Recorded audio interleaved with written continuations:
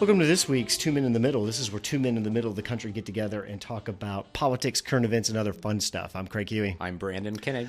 Brandon, we missed last week's pod, and at the pace that information moves these days, we decided instead of trying to pick three main topics, we'll just do kind of a rapid fire like lightning round. Topics, just as many things as we could think of that's happened over the last 2 weeks.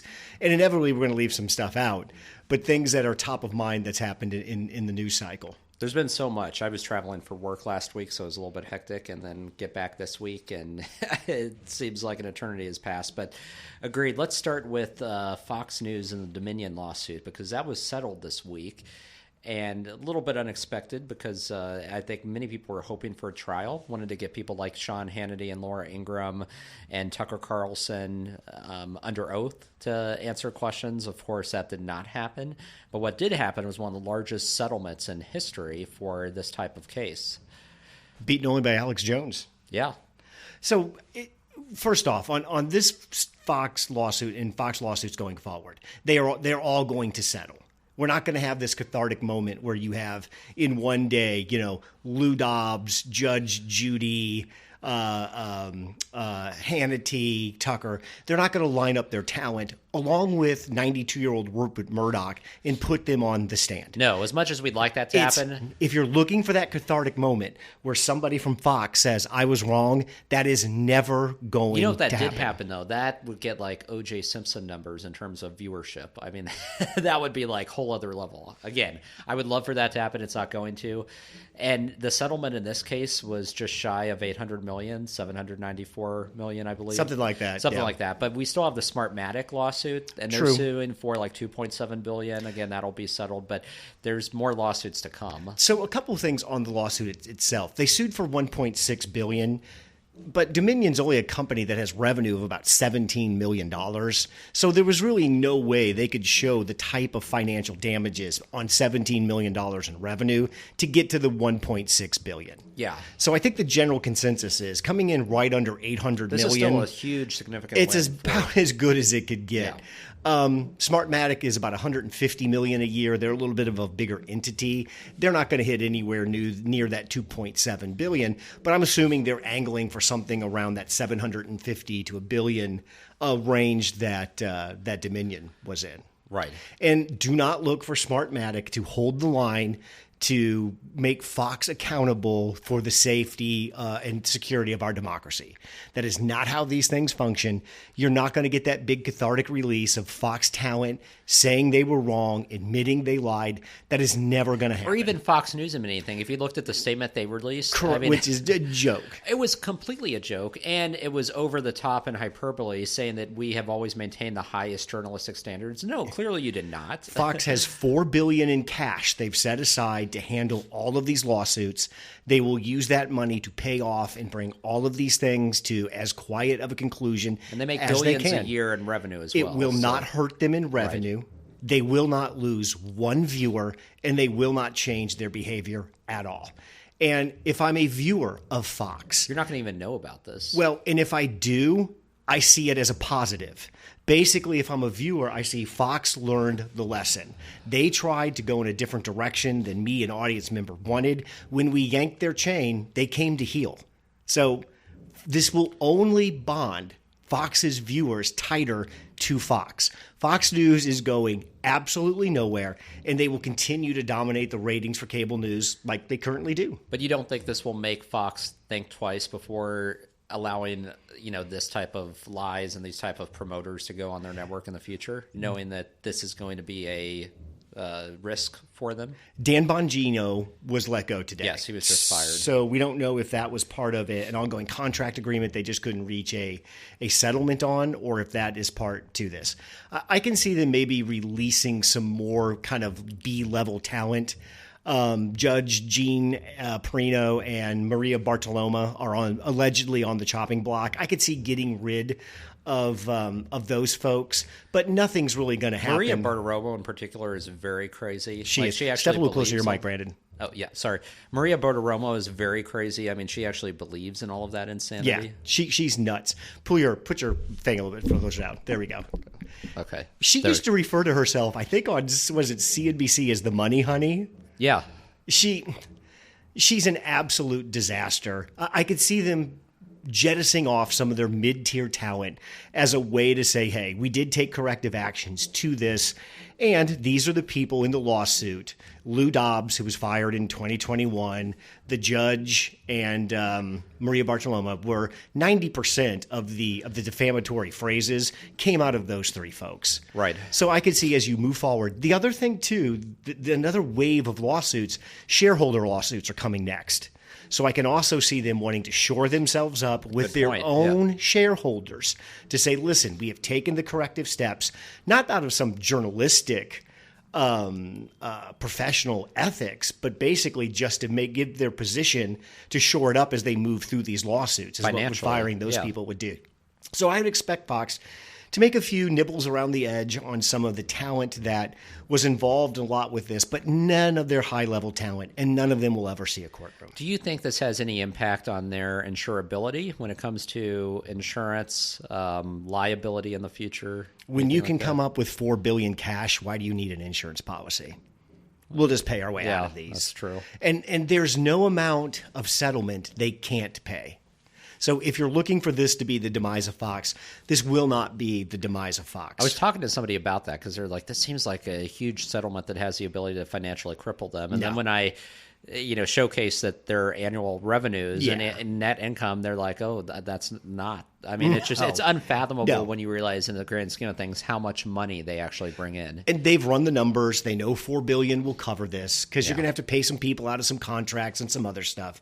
But this will not move the needle at Fox. If you have an expectation that they would tack more back towards the center or they would get away from some more of this inflammatory opinion, that is absolutely not going to happen. And again, if you're looking for accountability, if you're looking at something in the form of punishment that's actually going to hurt, this isn't it. The net to this of Fox, one of them is going to be they're going to maintain or increase their viewership, and their core audience is now strapped to them in a way that they will never leave. So you don't think they're in danger of losing out to OAN or Newsmax in the future if those entities try to go harder and faster than Fox and crazier? So one of the things that Dominion and Smart Tech will do is they will probably bankrupt OAN and Newsmax. Oh, those can easily be done. Yeah, they don't have the revenues. Yeah, they have massive lawsuits against them that are coming next. I don't suspect. Oh, you're right. So this will really end up helping Fox in the end because it'll destroy their competition, and they will have the entire market at that point. Brandon, it's what we call the triple win. Yeah. If you think Fox is truly concerned about this, I just don't think they are. Rupert Murdoch is 92 years old. He will never see the inside of a courtroom under oath. It will never happen. And there's no sum of money that these people can sue Fox for that they cannot pay it off. So that's a good point. Is it disappointing? No, because the only people that are disappointed are people that were looking for a civil lawsuit, not a criminal lawsuit, but a civil lawsuit to bring this sense of democratic justice. Folks, civil lawsuits are about money. And that's what this is about. And always, Smartmatic, that's what the next one is about. So if you're looking for the demise of Fox, you're going to have to look elsewhere. These lawsuits just simply aren't going to do it. Agreed. What's your lightning round topic, Brandon? In terms of next topic? Yeah. Well, before we get too kind of far into this week's topics, because I do think there's so much relevant this week to talk about, I do want to spend just a little bit of time on the spy that was arrested, so the hacker. So for months now, there's been this chase to find who was releasing all of these national intelligence secrets on the war in Ukraine and how that was progressing. It was a huge embarrassment to the U.S. government and to the military. And we find out now it's a 21-year-old National Guardsman from Massachusetts who was involved in this, who was really kind of a gamer and trying to impress a group of friends. And I guess it was interesting because I watched when they pulled up and arrested him at his home in real time on TV, which was a little bit surreal watching that live. But I guess what I'm most shocked about is the fact that, A, it took this long to uncover who he was, and then the fact that the media got to him and identified him before he was actually arrested. It was the New York Times that showed up on his doorstep, and then it felt like the government was a little bit embarrassed by that, and so then they swooped in and actually arrested him. And so there's so many questions. And then the fact everybody's asking, like, how did he have access to this? It gets back to that question, like, are we giving access to top intelligence to too many people? You know, do we not have as high of a clearance as we should, as restrictive of a clearance? Because, I mean, it doesn't sound like this kid needed or should have had that based on his role and status and who he was. And so it's kind of frustrating, and from that aspect, I'll say. I think that the two things that always hit me when these document leak scandals hit. Number one, I heard there's 1.3 million people with a top secret clearance. That's ridiculous. That's an insane number. Why yes. any 21-year-old, and he was in IT, and I thought that's why he had the clearance. So first off, way too many people have the top clearance. Way too many documents are designated as top clearance. That whole process obviously needs to be reviewed. Yeah. The second one is, you and I have hung around tech long enough to know there is absolutely a way that you can digitize and present documents that is extremely secure. Oh, yeah. Like, they never find a printed form. They're all encrypted. They're biometric to the people that are supposed to see them. This is a problem that technology solved decades ago, that the problem is in its implementation. Right. And if we want to get more serious about this, we can change process and technology anytime we want and cut this down tremendously. We just don't seem to have the will to want to do that. We can solve this problem. But the other thing I have is, like, why did it take so long to identify him? I mean, this began happening in December when these leaks became public, and we're now in April. Yeah. And, I mean, it took this long. I mean, I feel like, again, online sleuths could do a better job of finding out. I mean, and really it was the people in this chat room who were disturbed by the type of information he was given. They're the ones that divulged this information. I don't know what a Discord server is. I'm assuming it's a server that hosts a specific game or gaming platform that people log in and play an online private game server together, a private server. But you're right, these sat out there for months and months and months.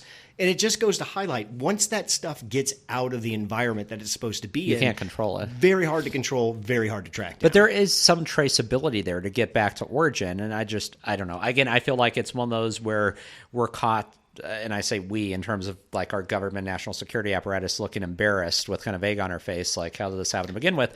And our allies around the world who are looking at this and they're like, really? Like, come on.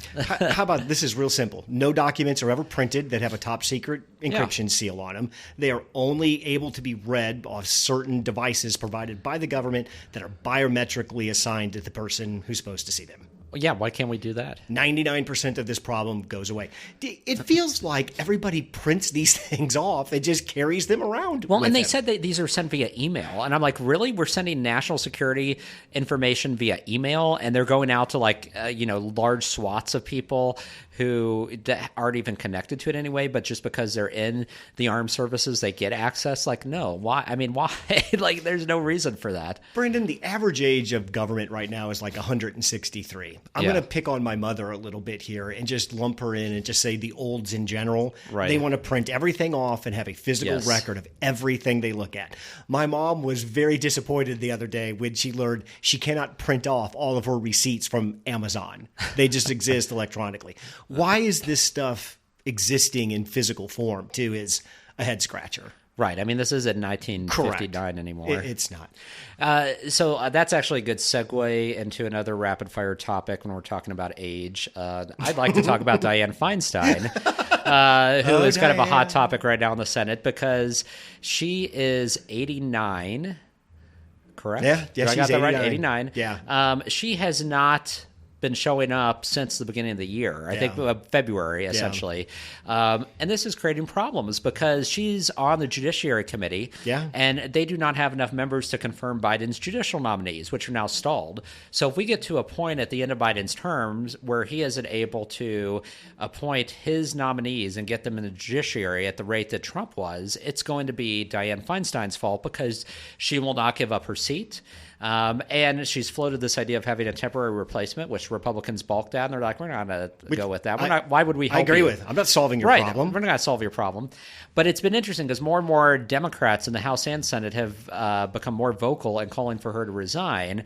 And I agree. I mean, if you've read the reports, the New York Times had a very damning article last year, which I think either discussed or we've talked about, where her colleagues, she doesn't even recognize them, forgets their names. Yeah. She is not all there at all mentally. Like, there is no reason for her to still be in the Senate.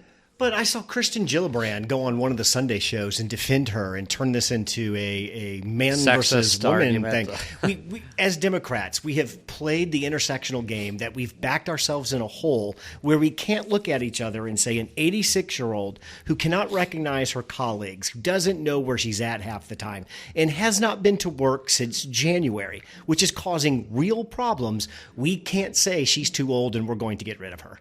We have backed ourselves into this spot where we're so That's concerned over how do we connect the dots to other affected groups, and everything is classist, ageist, pick whatever ist you want, that we can't do the most obvious thing, which is tell Dianne Feinstein, thank you for your however many decades of service, and be gone. Yeah, why is that so hard? And this gets to a broader problem, even beyond politics and business and in law, where you have boomers that do not want to give up power and retire.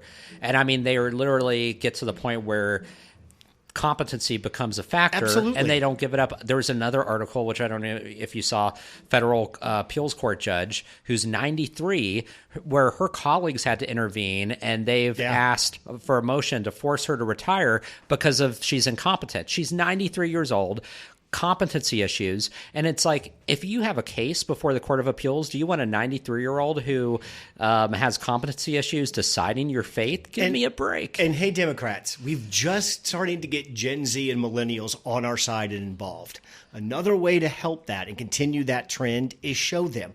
We're not going to let somebody that old and who has deteriorated to that degree sit in these positions. No. It's just not, it's ridiculous. And there's so many of these in the House and Senate now. I mean, you have Mitch McConnell, who's 82, who fell down, and he was out for a while because of a fall. You have Chuck Grassley, who was just reelected. At 89. 89. He ran for Senate at 89. He's going to be 94 when he's up for re-election again, if he's still alive. Like, I mean, this is just so insane. It's crazy. There's no other time in our nation's history where we've had more septuagenarians and octogenarians in Congress than we do now. That's just how crazy it is. Like, why? I'm with you. And Brandon, as a younger person, I think you would support this. If I were king of the United States, I would start force retiring generations of people. We've got to get out of the way and let the younger folks come behind us and grab the wheel. Some polling outfit sent me a tech survey last week, ironically, because it was very relevant to what's going on, asking if I support mental competency exams for office holders over the age of 75. And it's hard to argue with that. 75? Absolutely. Yeah. Absolutely. God. All right, I'll do the next topic. It seems like nobody is even going to put up a fight against Trump running for the Republican nomination. Mike Pompeo this week said, I'm not in. That was the best decision he could make. Yeah. He has no chance. He has no factor. lane. And Ron DeSantis, it's not. I don't think he's ruined his chances yet, but he certainly has confirmed every fear everybody had about him running. Wait, Ron DeSantis isn't a fighter? I think God created a fighter, didn't he? He created him. God created him specifically for this moment, Brandon. Again, if I'm his campaign manager, I just tell me when, but I get to punch you in the nuts one time as hard as I can for that. Nothing seems to be coming easy for Ron. I think Ron thought, hey, we make some phone calls, we show up to a couple of locations, we make some speeches, the ball starts rolling, and I'm off and running. And I don't understand. Everything Ron DeSantis is doing right now is to try to get to Trump's right with the base, which makes him just like horrible in a general election, like signing the 6-week abortion ban, Terrible. Which is not something he wanted to do. He wanted the 15-week ban, and then, they moved ahead with 6 weeks. No. Ron DeSantis gets exactly what he wants in Florida. Well, that's true. I should say nobody steps on his agenda. No, he wanted the 6 week. And let's be honest, it's a rubber stamp legislature. 100%. They do whatever he wants. But again, that's not going to play well in general. I mean, it doesn't even play well in Florida, which had one of the most permissive abortion laws in the South. So I don't understand the game here because, and if you think back to Trump in 2016, like Trump's appeal isn't like this far right persona.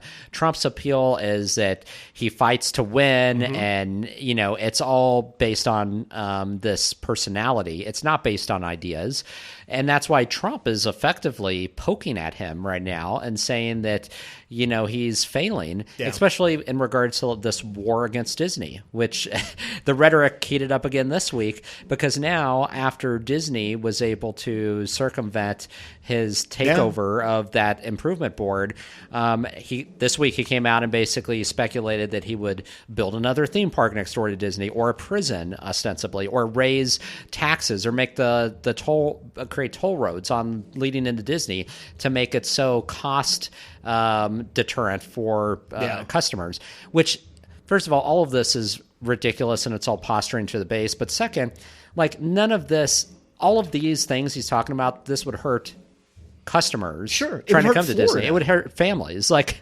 why would you propose something that's going to hurt families, like the people whose votes you need, and hurt your own state?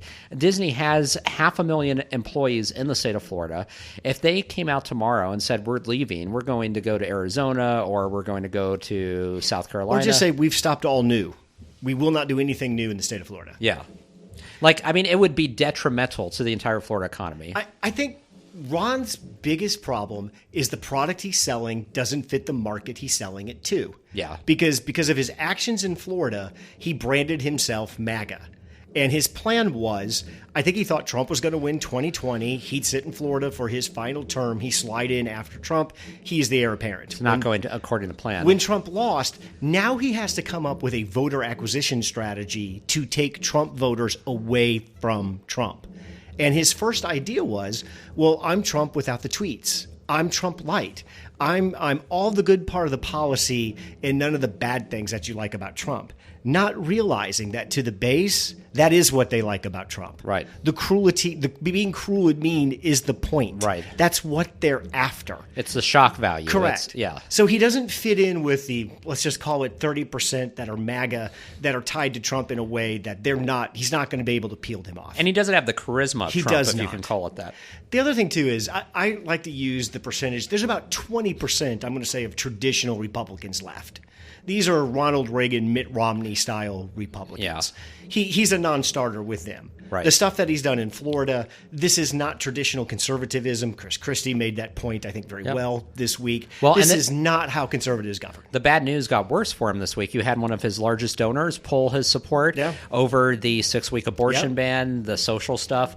You have several other donors that were just hounding his campaign over a conference call, saying this is what they signed up for. They said if we wanted Trump, we would have voted for Trump. So that's where he's caught in this catch-22 because he's trying to be more Trump than Trump. But the problem is, in a primary with Trump, their voters are not going to choose Trump light when they can have the real thing. And then I think there's 50% of the Republican Party that we'll call them Republican-leaning independents. Hey, if the Republican Party got its shit together, these people would snap right back in a moment because they're conservative by nature and they're just looking for a viable candidate to come along. He can't play to those folks either. The 6-week ban on abortion, the extreme approach to Disney, where you go after cruise ships and say, it's illegal for you to require people to wear masks. He alienated that crowd years ago. Oh, yeah. I mean, talk about anti-business. I mean, that's just... And I have a good friend in Florida who's a political consultant who's part of the Never Trump faction now, but still very tied close to Florida politics. And, he was telling me that the Florida electorate really warmed up to him during the pandemic because he kept the state open, made sure that those jobs didn't go away. He was rewarded for that re-election. It was based mostly on the economic success that he was able to show. So everything he's done since then, in terms of CRT and anti-Disney and all the woke stuff, I think there's even some question of whether or not Floridians even appreciate her like that. Yeah. Let alone the rest of the country. But one thing that this consultant brought up too is that if you want to know the brains behind his operation, it's his wife, who used to be a former I've heard this. reporter. Yeah. So think Carrie Lake, but much more savvy, or styles herself as savvy. So she is the one that makes a decision. So Ron doesn't do anything without her input. But, it does call into question whether or not there's going to be a course change, because none of this is working. No. And we've talked about this before, but it doesn't take a lot of political talent in Florida to beat Charlie Crist by 20 points. No. His whitewashing of Charlie Crist was to be expected. It was no indication of elite level talent, political talent, that would transfer to a federal election. Well, and Charlie Crist was not someone who the Democrats were energized about coming out to support. I mean, Democratic turnout was depressed from prior election cycles as well, because there wasn't a groundswell of enthusiasm for Crist. And hated by every Republican in the state because he switched parties and apparently 20 years ago screwed everybody when he did it. I was actually kind of surprised that Crist won over Nikki Friend, I think that's how you say, who was the ag commissioner, because she was the big Democratic activist person in the party who I thought could galvanize Democrats. But you're right. I mean, that election should not be taken as anything outside of Florida in terms of having any relevance. And the question is, and he has yet to show, you need to be able to glad hand and to rub elbows and shake hands and kiss babies in Iowa and New Hampshire and these states. He doesn't have a propensity to do that. He's not warm and fuzzy. He's very mercurial, standoffish. He doesn't like people generally. He doesn't have any close friends. So I don't know how he's going to run a national campaign the way that you have to win. I mean, he doesn't have that factor that he needs to be successful. Well, and a practical example of that we heard this week is people are starting to come out and endorse Trump for president. He needs to get on that now. He needs to have people, senators, congressmen, governors endorsing him. He starts making calls. The campaign starts making calls into Congress, and it's his head pollster that's calling congressmen, asking them to endorse Ron DeSantis. You've been around political campaigns. That is a call from the candidate. Yeah, not from the pollster. So you want my endorsement. You don't have your buddy call me and say, hey, I really think. That's an example that's of amateurish. Him either not understanding that that's not how that works, or not being comfortable kind of in that space.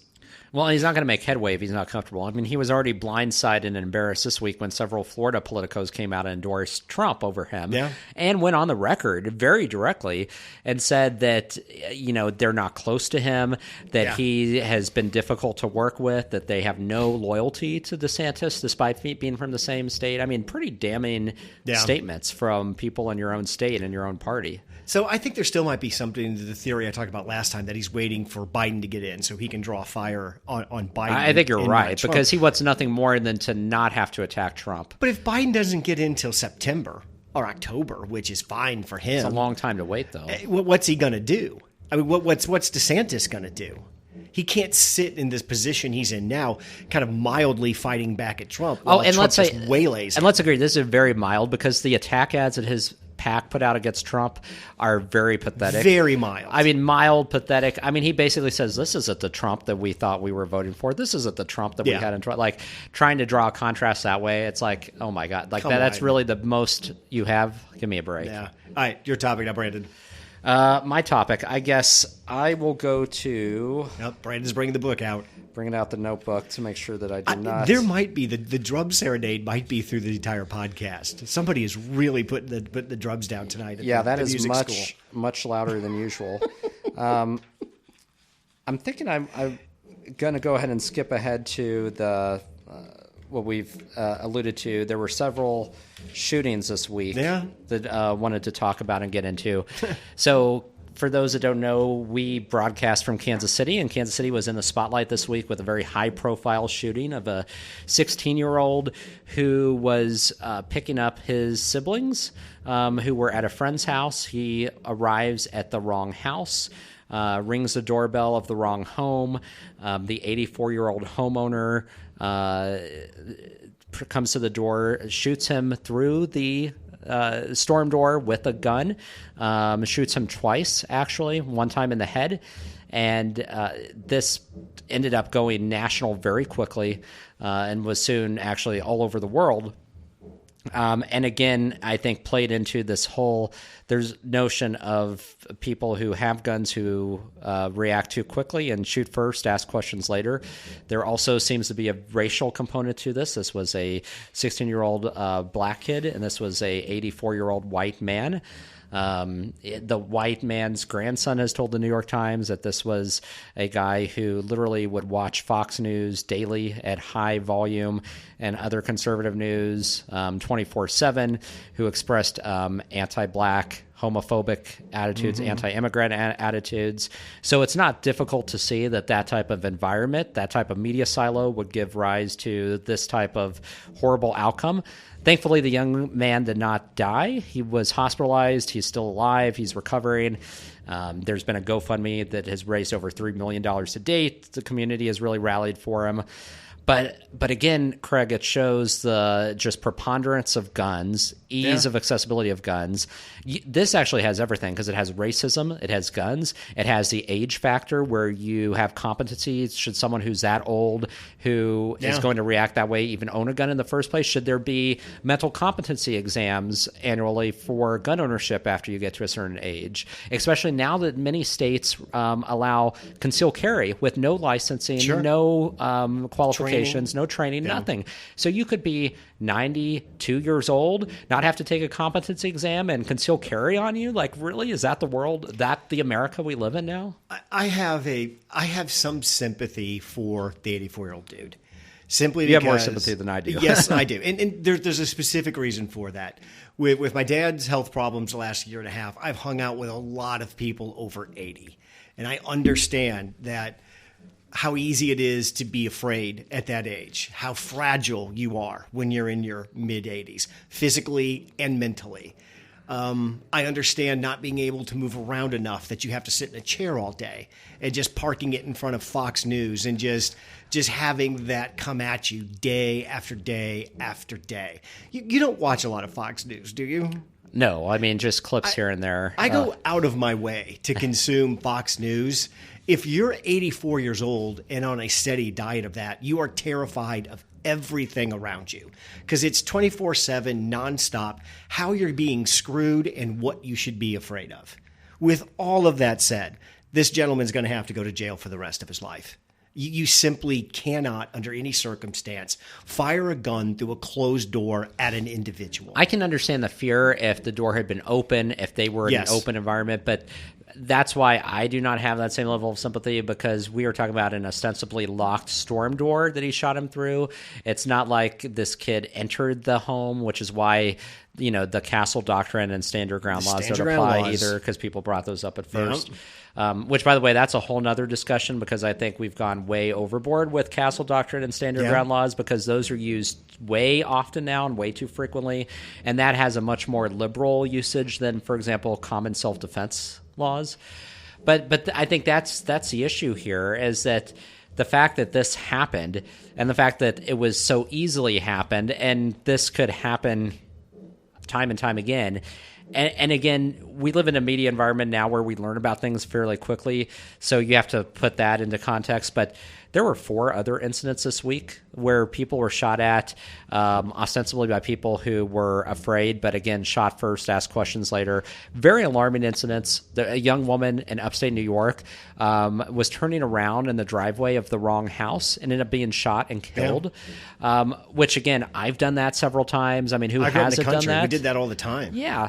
And then you have 2 cheerleaders who tried to enter the wrong car, and one cheerleader was actually apologizing, saying she was sorry as she was shot. So that happened. There was another incident with that just happened yesterday with a father and a 6-year-old daughter playing basketball in their yard. The basketball goes in the neighbor's yard. The 6-year-old goes to retrieve it. She's shot by the neighbor for crossing into his yard. So I guess, to me, there's kind of 3 pillars to this. One is massive mental illness in this country, that I guess we're just going to throw more pills at this, and that's what we're going to do. We've already decided untethered access to guns. That's just going to be how it works. I'll add another one. Two jackasses in Florida got into a shooting match on the highway because one threw a water bottle at the other one. Both had their daughters in the car. Ugh. Both girls, one 2, one 14, end up getting shot. So if those are the two conditions that, I hate to say it, but they just feel like they're baked into the cake right now, right? It feels like it. Those are unsolvable problems that we're not going to address. Then we have to put a third leg in. Crushing punishment for misusing your gun. Absolutely. Just unconstitutional type severe punishment if you use that gun. I guess that's the only way to do it. We're not going to go that way as stand your ground laws become more baked in. One of the dudes in Florida didn't even get arrested because it was stand your ground. What? Hey, Brandon, you threw a water bottle at me out of my car. I mean, I'm standing my ground. Now we're shooting at each other. You know, that's insane. It's crazy. My point here being is we're not going to do that. We're just going to sit. And we're just going to sit in this state until, I'm not sure.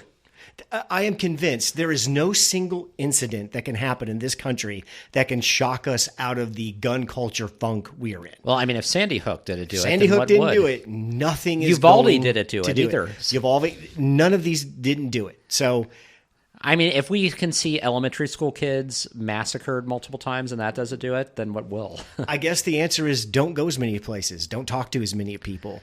Assume everybody around you has a gun. Don't know it doesn't. Well, isn't that what's most frightening about these situations? Because these are all common situations that could occur to any of us on a daily basis, and you never know who the mental state of the other person on the other side of these situations, and if they have a firearm, you know, how they're going to react. And so your life is constantly on the line every single day. You're gonna have to tell your kids, don't talk to people you don't know.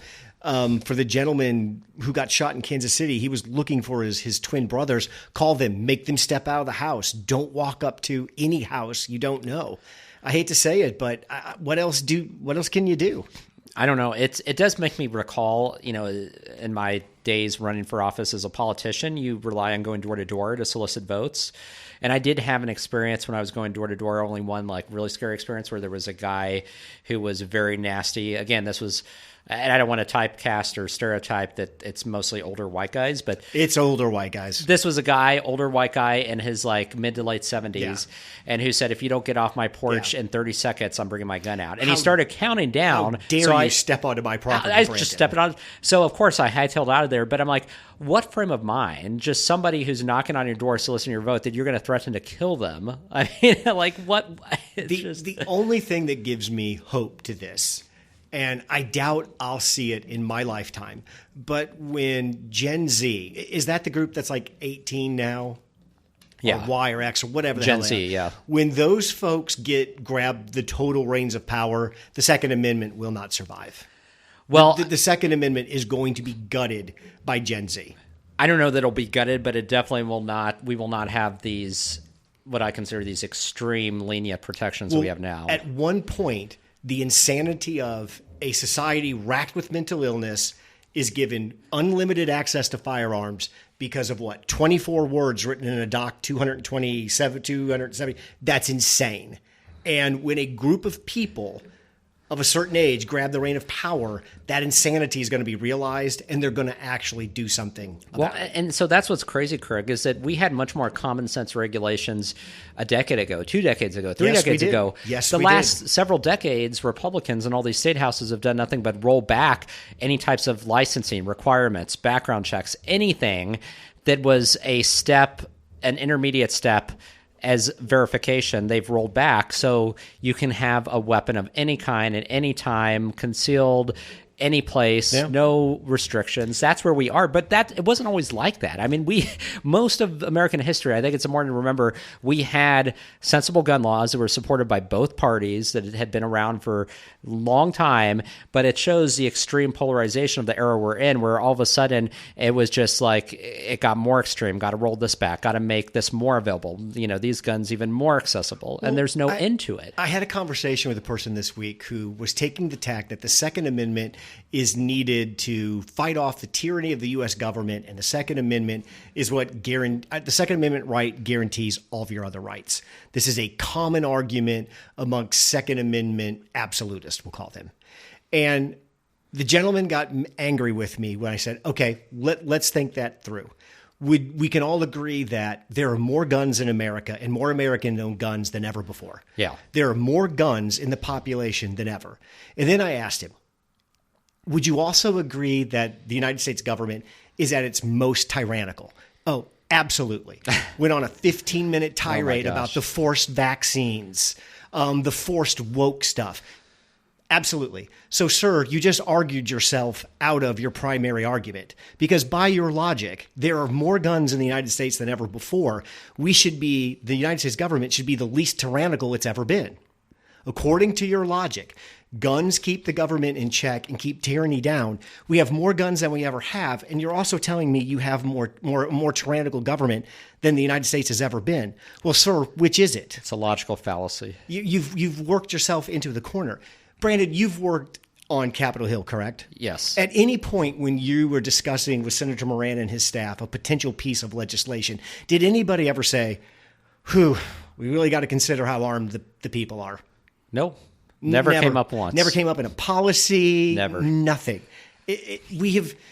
We've grabbed onto these things that are so idiotic that we've held on to. We can't even make logical arguments when children are being killed for no reason, for the great sin of knocking on a door, turning it around on a driveway. No, well, and huge swaths of the population just shrug and say, well, that's the price we have to accept for doing business. Freedom. Yeah. Until that population physically is no longer on this earth and another group has taken over, that's when that change will be. It probably won't happen significantly in my lifetime because I always thought it would be an incident that sparked the change. We're past that. So now we're just going to have to wait on natural causes to cause a shift in power. That's all there is. And I think the other aspect to this, I don't know what is in the body politic today that wasn't there 20, 30, 40 years ago, where these incidents are becoming much and much more likely, where there's just this pent-up rage. Is it the fear? Is it the media environment where people are just so quick to react with violence? I mean, over any slight indiscretion. That's it. I mean, that's what it is because, I mean, and we've seen this play out, again, not with guns, but on airplanes. Like, it feels like there's this constant, like, people are on edge, and any little thing will set people off, and you see the most over-the-top reactions, excessive force, excessive violence. This was not commonplace, like in the 80s and 90s. I mean, I do want to tip my cap to the gentleman changing topics in the viral video on the plane who'd had enough of that kid screaming for 45 minutes and just lost his shit. I heard about this. I did not see the video. Yes, sir. You are being an a-hole right now. Every single person that has ever had to sit behind a wallowing kid for an entire flight and wants to choke the shit out of their parents for not shutting that kid up, I'm right with you, sir. At the same time, put your headphones on, turn your music up, and just what get did this through the guy flight. say? I didn't hear the details. He was like telling them, shut that kid up. Okay. What he's been yelling for an hour. And they're like, well, sir, you're now yelling. And like, I'm yelling because the kid's yelling. He looked like a gentleman on a. We've all been on those business trips. It's day 4. It didn't go the way you want. You're flying home. You just need an empty seat by you in 45 minutes apiece. And he got on a crowded flight, and a kid was screaming, and he just had enough. Was this like a baby or a toddler? I think it was like a 6 or 8 month old. Okay. Yeah, it was. I mean, it was because babies crying can get pretty bad, but I would argue like the 2 or 3 year old toddler that shrieks with a high pitched. I can. That's take care like of that. the worst, and that's like there is nothing Yeah. that comes close to that in terms. You just of want to get on the ear piercing on the communication. Are there any grandmothers on the plane? Any grandmothers that had at least 5 children and are over 80 years old? We have a toddler we need you to take care of. That would be enough for that. Okay, I think it's my topic. My topic is Hunter Biden. Ah, yeah. Back in the news. Hunter's back in the news. One, he took a trip to Ireland with his father, which Republicans just melted down over and thought that was the worst thing in the planet, that he would be there with his crackhead prostitute visiting son. Okay? I guess I can see some All right, if you want to make that argument that he shouldn't be out in public and shouldn't be seen with the president like that, okay, I guess I'll give you some run with it. Apparently now there's a whistleblower that's come forward in the IRS that says the investigation into Hunter's business dealings is not above board and needs to be. He wants to come and testify to Congress under oath about how this investigation is not being conducted correctly. All I can. What tell are the him, specifics? Like that's what I don't get. Bring it. What does that even mean? Right now, to the Republicans, your history with these whistleblowers, not very good. We're not afraid of any whistleblower on Team Dem. Please, if this is anything legitimate, bring it forward, guys. I think we've passed the 5-year mark of this investigation. As my Bob used to say, shit or get off the pot, folks. If you've got the goods, it's time to deliver. If not, it's time to wrap this up. James Comer, the gentleman running Texas congressman. Is he from Texas? I think so. He went on CNN the other day and just goes through this complete litany of Biden crime family issues, to which they just look at him and say, is any of that illegal? And he says, nope, but it should be. Thank you for your time, sir. We're done. Well, if it should be, that would ensnare Trump too, because the Trump family's, ethical entanglements and here's again what is so painfully obvious that the Republicans can't see it.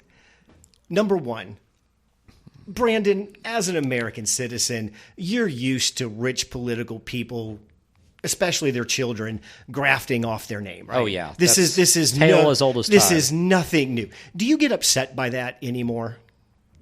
No. Part of me just expects it. It's not good, but it's just baked in. Second point. The last president we had, his whole family's business was grafting off of his name for money and political power.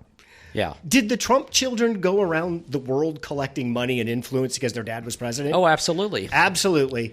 So Jared's signed this, $1 billion deal with $2 billion with Saudi Arabia. While Hunter Biden is scummy. And it's a little bit scummy that if I were Biden, I wouldn't have Hunter around. No, and I'm sure we know that there was influence peddling there. Of He course. leveraged his dad and his dad's name. Why be in the Senate for 50 years? Why be a VP if you're not going to tread off that? That's as an American as apple pie. It's again, guys, you're exhausting your base.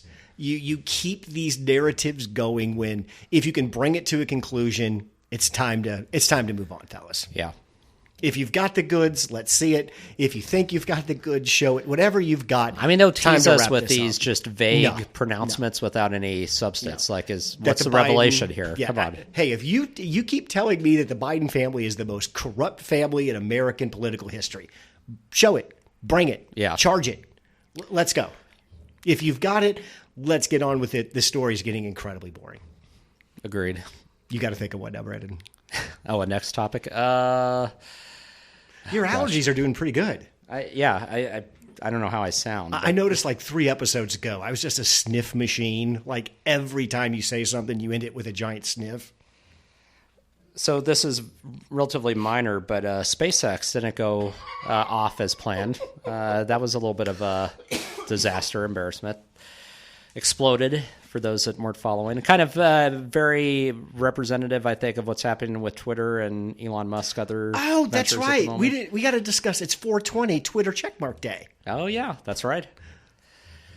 Who, what's 420's most famous birthday? Hitler was born on 420. Oh, was he? I didn't know that. I don't think Hitler was a stoner or a dope smoker. No. He was joined on 420. Hitler was actually notoriously sober. He did not drink alcohol, did not smoke, did not have any vices. Until they got him on that meth. When the Nazis cooked up the Nazi meth, allegedly Hitler had been on that for years. And if he had, is that true? Yeah. Oh, I didn't know this. Hitler did not drink. You're right. When he was coming up through the ranks, he was absolutely a teetotaler and really laid the law down and didn't like people who were drank. This is going to age me, but do you remember back in the 90s, early 2000s when it was common for those chain emails to go around with little anecdotes and people would send them and forward them. So there's one of those where it was describing Hitler and how he didn't drink, was married to one woman, did a cavort, blah, blah, and then then here was this other guy who drank excessively, smoked excessively, convorted with women. One of those was Winston Churchill. The other was Adolf Hitler. Like, it was this whole... It was supposed to make you think about, like, you know... Allegedly, Hitler never looked at another woman when he met Eva what I've Braun. heard. He was completely in faithful love with to her, yeah. Loved dogs, you know? Norm Macdonald has a great comedy bit about Hitler. It's basically like he's just learning about him the first time. It's pretty good. Huh. But we were starting to talk about Twitter and got on Hitler. Blue I check think that mark was my day. fault. You never had a blue check mark, did you? I never did, no. You going to pay for one now? I am not. I mean, I don't have any interest because it doesn't really mean anything other than your ability to pay for one. So I'm like, why? Like, I'm just not. I don't understand. So you and I hung out in the software business for a while. In 60 days, Elon Musk managed to not only kill a product launch, he made the user base make it hip not to want the product. Right. If you tried to do pretty that, incredible. it would be difficult. Have you noticed too with Twitter? One thing I see a lot of, if you're not certified now, the reach of your tweets is very limited. Yeah. You're going to start getting your reach cut down. My if you don't feed pay has for that completely shit. changed in terms of the people I used to see, and so that's been a frustrating thing. And do you get for ads? All I get is Carnival Cruise Lines. I get a lot of those too. too. Do you get the bird feeder ad that the bottom twirls so when the squirrels get on it, they can't get your bird feed? I've seen that a couple times, yeah. I see that one like 9 times a day. I think Twitter is just fascinating that Elon Musk bought this thing. I don't think he had any idea what he was bought. doing. No. He has tried some ways to monetize that have completely failed. And what I would like Twitter to be is a place with all blue check news feeds. Yeah. I would definitely pay $8 to $11 a month to go somewhere. So instead of paying for an individual subscription to the Washington Post, New York Times, Oh, LA I would Times, totally like choose that. to get my news from there, real time. And that's what Twitter really became known for, was that real-time news content curated by outlets. But see, instead, Twitter's gone the way of labeling like NPR as state-sponsored news. That's what I'm saying. Instead of paying those, you paid the subscription to Twitter. Yeah. Twitter had a back-end deal with something. They gave some money over to them. And then you could say, you have all the national media outlets that you want, that you curate, the ones that you want. Right. You have their certified feed right here. And his talk track about citizen journalism and democratizing journalism, that's crap. That's not what people want out of Twitter. That's what I'm actively trying to avoid. Yeah. I'm actively trying to avoid my neighbor's act of journalism by seeing what he thinks about this particular topic. Right. And there should be a way that you could segment Twitter's newsfeed off from anything else. If you don't want to dick with anything on Twitter, you should be able to say, just show me the news stuff and I don't want to see anything else. Yeah, that seems so simple, but yeah, there's no mechanism for that. And I heard too that Twitter also, it doesn't have the big install base because it's all text based. Kids want to post pictures, videos. That's why my kids are 21 and 23. They're not on Twitter. And it's just driving the news media off of it. I saw SCOTUS blog today, which is like the go-to blog for SCOTUS decisions. They've said, we're done on Twitter. Several have, yeah. So, yeah, it feels like Twitter is 6 months away from cratering or being something completely different than what it is now. Which will be interesting to watch, because I think if that does happen, I expect that there will be an alternative that pops up to do exactly what you said, because there is a market for that. Yeah. Last topic I've got is I want to talk about the size of the United States military as it pertains to Russia and China. I'm quickly developing a theory, Brandon, that for any political issue, if somebody can't describe the size and shape of the issue, they're gaslighting you. Yeah. Here's some numbers about the United States military that I found incredibly interesting. We talk about 5th generation fighters. These are the real fancy Top Gun fighters that fight air, land, sea, the real complicated ones, Russia, I think they estimated, had about 60 or 70 of those. China has about 220 of these 5th generation fighters. Take a guess how many we have. Oh, gosh, I don't know, 100? Between the F-22 and the F-35, we have 1,300. Oh, wow, okay. 1,300. We have a new aircraft carrier. It's kind of new. And again, I'm not trying to come off as a military expert here. I am repeating things that I've heard. A Ford-class aircraft carrier, fully decked out, could defeat how many nations' complete air forces, Brandon? Our one carrier against your whole air force. How many air forces would beat that carrier? 80? 6. And one of them is the United States. Wow. How many of those do we have? 4. We have, I think, 13 other older carrier groups. Okay. The United States, when we left Afghanistan, do you know why Britain didn't stay? They couldn't. We are the only country that has the C-130 lift capability. We can put 100,000 people in combat anywhere in the world within 24 hours. We are the only military that can do that. has that capability. I give you these numbers to keep in perspective, because if you watch Fox every day, the countdown's on until we get conquered by the Chinese. Yeah. Every day, the clock's ticking until there's a war in Taiwan and we are completely incapable of defending ourselves or mounting a military response. That is just absolutely It's asinine. untrue. Well, I don't watch Fox like you do, but last week when I was in Ohio for work, I flipped on my hotel TV and I decided to just check out how they were covering the hacker situation. Yeah. And it was like 24/7 nonstop coverage of how Biden has made us weaker, but they 100%. couldn't say how or specifics, how China is playing us, and China is meeting with all these other nations, which, by the way, like, these are regular diplomatic meetings. I mean, Chinese leaders meet with heads of other countries all the time, but because there were several that were happening in a much condensed time frame, Fox News was trying to create the narrative that somehow this was because of Biden and because of our weakness. China was having all these discussions and we were being sidelined. Mm-hmm. And that was the whole narrative. And it was fascinating to me that even talking about the hacker, it was all from the standpoint of, well, yeah, like the hacker shouldn't have done this, but he did expose that Ukraine is a disaster and what we're doing is a disaster and we haven't been able to move the needle. It was this whole... other narrative, again, other reality in terms of trying to paint a picture that wasn't true about trying to tie us as being weak. And it was incredible to see this because there were different points, especially on Hannity's show with his guest, where, I mean, some of the things that were being said were directly contradicted moments later. Yeah. It just... I mean, when it comes to U.S. military, I'm fortunate enough to have a friend who retired as a full colonel of the Air Force. So when I have questions, I can ask him, and he can generally break it down into terms that I can understand. If you don't have a friend who is a colonel in the Air Force, David French is a conservative. He was a JAG officer in the 90s, I believe. Very intelligent, yeah. Very intelligent, lots of military experience. He is excellent at explaining how the military works. And you can follow him on and the size Twitter, and and scope. he has a podcast, I believe, yeah. And he does some dispatch work. Yeah. I think too.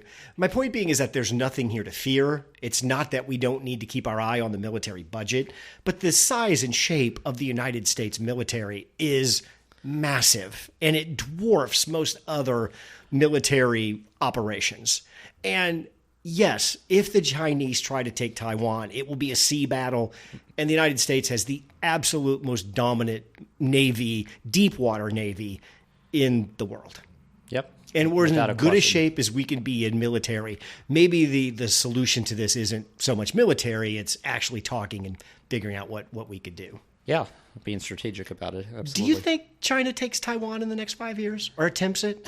I'm conflicted. I don't know. I mean, the level of aggression right now is kind of unprecedented, so I am nervous about the exercises that are being done in the South China Sea and some of the statements. There was a leaked draft document out of the Chinese People's Congress, basically the arm of the state, where there were several leaders named who targeted for assassination, including several of Taiwan's top leaders, which again seems like an unforced error, not something you would typically see out of China.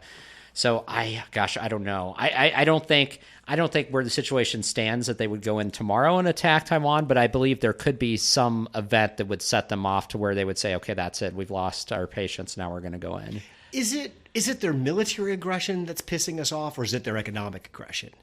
Because, hey, if you want to start a scrap with us, China, I'm down with. I think our military can hold its own. Well, I agree. And I think it's both. But I do think President Xi is set apart from other prior Chinese leaders in that he's very nationalistic. He has a very bellicose worldview in terms of China's place in the world. And so I think his approach is different than what we've seen in the past from China because he very much wants to make a mark with his presidency as well. So I think that he is more likely to do something that we would not have seen done, many years ago, 10, 20 years ago, because he sees it in a much different view than others do. I mean, he is one of those who's ultra traditionalist. If you follow the crackdowns in Hong Kong and Macau, some of these former semi-autonomous regions, like all of these have been coordinated by him at his direction over the past couple of years. So I do think part of it is who's in charge. But if you want to hurt the United States, it's not a battle with our military. If you can replace the dollar as the world's default currency, now that's a problem. That's a problem, and China apparently is attempting to do that. Now that's easier said than done. I mean, that's something that would take years to do, and that's not going to happen overnight.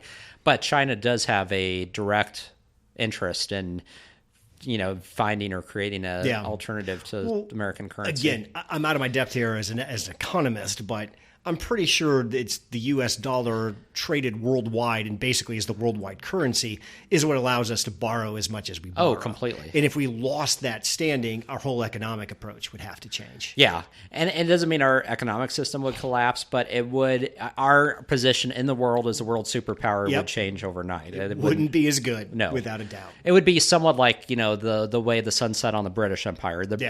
Great Britain isn't what it was in the 1950s or 60s. I liked your minute pod on Finland, and people, if you just look up Finland's military capabilities, they're pretty badass. Very badass, especially for Europe. I mean, the number of reservists that they have, 215,000 out of a population of 5.5 million, the equipment, the artillery. One thing I've neglected to mention because there's so much in that pod I did was that they also have extensive petroleum reserves as well. So they can help make up the shortfall of Russian natural gas and oil for NATO and countries, especially with those reserves. So there's a lot that Finland brings to the table, and that's why it is much more significant them joining NATO than any other country over the past couple of decades. I like when the Finland's prime minister said, hey, in 1915, 16, the last time you guys, breached our border, we put 300,000 of you in the ground. Yeah. Anytime you think you're ready, give it another shot. Right. We have more. Finland has more artillery than I think Germany and France combined. Out of necessity, when you have an 830-mile border with Russia, you have to be prepared. Because at some point in time in history, it doesn't matter if they're the Russian Empire, the Soviet Union, they're coming across that border in some way. That's right. They just can't. If you know the history of Russia, they just can't help themselves. No.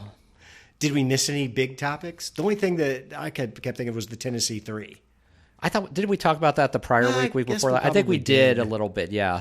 How about the Tennessee GOP? I saw another guy resign. A guy resigned today because he was harassing interns.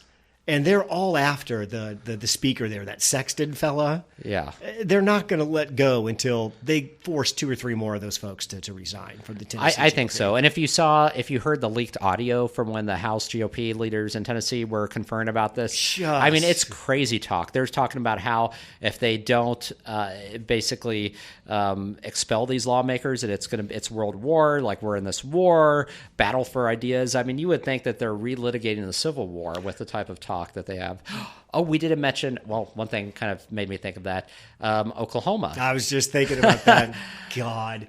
What got me about the Tennessee, that guy ends that with just how you could feel it dripping out of him. I have to walk the halls with that guy. These people are not, they're not of my caliber. They're the other. They shouldn't be here. The halls of power in Tennessee were not built for those people. Oh, if you saw how he was talking down to one of those lawmakers, it sounded like something out of the 1950s, like saying, in the next time you should behave this way. It was very condescending. And in Oklahoma, there's a sheriff's department, I guess, who just wants to lynch black people and hire assassins to kill reporters. So for those that have followed this story, it's in McCurtain County, which, to be be honest, I don't know where that is in Oklahoma, but this county commissioners with the sheriff were caught on audio just bemoaning the fact that you can no longer lynch black people, that they have all these rights, these what they refer to as special rights. They also talked about reporters that they wanted to assassinate and how to do it, and where the bodies could be hid as well. Like, I mean, pretty outrageous, crazy stuff. So the governor has called for them to resign. I believe one of the county commissioners has resigned, but none of the rest have. The sheriff's department put out a statement on Facebook where they basically said they were going to go after the leaker with everything that they had. But again, no apologies, no stepping down, because we don't do that anymore in America. Can't the governor just say, you're done? I would think so. I think the governor could directly intervene. I mean, if this was to Florida and DeSantis, you would absolutely believe he would intervene, because he does. And I get a governor being very leery about stepping into local county stuff. I mean, it's not But common. This is a little bit of a special case. Agreed. Brendan, how do you I'm trying to think this through. So there's one side of me, again, because I do consume a lot of Fox and other conservative media, that the talk of racism in America is completely overblown. This is a narrative by the left. We are one of the least racist countries in the world, and we would all do better if we could just stop some of this conversation. And I do believe there are parts of that are true. How do you justify that or think about this on a weekly basis when shit like this just happens time after time again after time? How do you balance those two things out? I mean, you can. And I think, going back to Fox for a second, so when what happened over the weekend in Kansas City with the 16-year-old that was shot at the doorstep unfolded on Monday, that was the top news item across most major media outlets' websites, except for Fox News. I went to their website. It was not on the homepage at all on Monday. Will Cain said there was nothing racist about that at all. I mean, you're 84, you see a big guy rattling your door. What was his reasoning then? What was that guy supposed to do? Wait for that guy to come in and assault him? I mean, Brandon, is that what he actually said? Like, yes, oh my gosh. That's what he said. I mean, because again, Brandon, in the world we're living in, it's no response or I shoot you, I guess. It's just, there's no the idea of in-between. asking you, hey, what do you want? Why are you here? For those of us that operate in the real world, that grew up always thinking that you ask first before you shoot. And I'm sorry. If that was a white kid, he would not have shot him. And this was a predominantly white neighborhood, too. Yes, come on. That's just a joke. Yeah, that would not have happened. I don't know. It's been the last couple of weeks. There's been a couple of times you just scratch your head and say, like, are we just coming apart? Is this the beginning of the... It feels like the unraveling disintegration of America is really what it is. Brandon, I finally found a TV show I like. Oh, you did? So we've talked before that Star Trek is completely dominant and a better product than Star Wars. Which I don't agree. Star Trek actually deals with people and political struggle, and Star Wars is about mythical creatures and magic. They're just two completely separate things. So Star Trek's been in a bit of a slump, and one of their primary shows were Picard. Picard is one of the core characters of the Next Generation. First season was pretty good. Second season was just an absolute pile of dog shit. The third season, they have somehow pulled off the complete nostalgia season of bringing back the entire cast, fighting all the old enemies, and it wraps up tonight, and it has been perfect. From a Star Trek fan, and from somebody, again, grew up in the 90s when they kind of reestablished themselves, and in an era where I guess all new ideas are off the table. All movies are remakes. They're like remaking Lilo and Stitch and Moana now. Yeah, live action. Because again, we can't come up with an idea, I guess, for a new film. No. In an era that's dominated by that. And when you see it, you just want to say, shit. They're just going to destroy something I've liked since I was a kid. They have done a magnificent job with it. So congratulations, though, folks. The series ends incredibly well. Okay. I'll have to keep that in mind. I've not got back into Star Trek in a while. So first, dump anything with Star Wars. Just drop that, because that's just all stupid, childish bullshit. Oh, I cannot dump Star Wars. I grew up as a Star Wars kid. That's not going to happen. Brandon, there are 9 core Star Wars movies, correct? Yes. Okay. That's what's considered the Jedi, the Skywalker saga. Of those 9, there's also spinoffs. How many of them have the exact same plot where big weapon, blow up planet? 1, 2, I give you that there's some redundancy. 3, 4. Because I count the last one, because they just took the Death Stars, now the Death Ships. The Death Star always comes back, right? They always build a new one, and it always gets blown up. It's been 2 Death Stars, a Death Planet, and then Death Ships. So, I mean, it's not that hard. Several of the movies are derivative, especially the new ones. They're derivative of the original. I give you that, but there's also a nostalgic factor. I do not have anything new. Actually, I saw a movie. You're doing nothing enjoyable right now. Well, no, I did see The Pope's Exorcist in the theaters last weekend. Is that any good? It's okay. I mean, it's like your classic like Exorcist devil. Russell Crowe is a priest. He's a priest in the movie. That's a bit of a stretch for me. He is kind of interesting as a priest because he plays this like sarcastic, like renegade priest who's like on a motorcycle on a Vespa. There you go. Anyway, it's entertaining. I'll give you that. So it's worth seeing.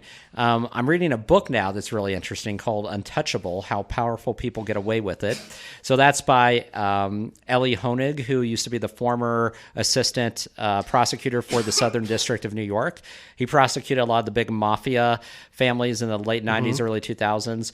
So he relates his experience prosecuting mafia bigwigs with the Trump investigation into this narrative of why and how powerful people are so difficult to prosecute. And I'm just started it, so I'm less than a third of the way through. But it is fascinating from an attorney's perspective what he's dealt with and some of the anecdotes. You know why also Star Trek is way better than Star Wars? Why Everybody in Star Trek's horny. Everybody. Started with Captain Kirk, then you got Riker. Everybody's getting laid in Star Trek. Is there a single sexual relationship in Star Wars? I mean, you have Han Solo and Princess Leia. You know, please. You have several. My point is, but not to the extent of like in Star Trek. No, Star Trek is a little bit more adult, in that aspect. I'll give you that. Yeah, I just was thinking about that, so I wanted to get that in there. So. Yeah, you seem like you'd been sitting on that. Yeah, I was just thinking about that. So, well, it's 4:20, so I guess we've time to wrap. We've got to end this and go from here. Apparently, there's some big monster pot smoking fest in Kansas City today with like Wiz Khalifa and there was one over the weekend too. There was what was it called over the weekend? They had a big. Are they building some Stony River walk or some stuff about pot consumption in Kansas City? I don't know. There's been a lot though in terms of festivals and events. Next Thursday is the NFL draft. Yeah. The city of Kansas City is going to be a complete shit show. Well, stay away from downtown. Yes. If you don't have to be there. They think there could be 500,000 people here for that. Oh my gosh. It's going to be. Are you going down for any of that?